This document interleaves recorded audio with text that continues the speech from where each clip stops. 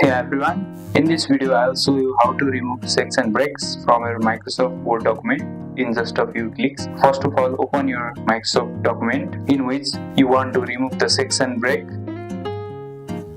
Suppose this is my Word document.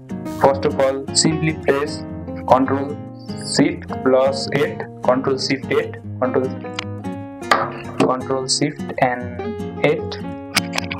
After clicking it, you will see the formatting marks line section breaks. This will highlight the section breaks. Scroll and find the line that says section break. As you can see, there are no section break in my content, so I'll make one section break here. As you can see, page break here is the option. To remove this, simply move mouse and click over the break.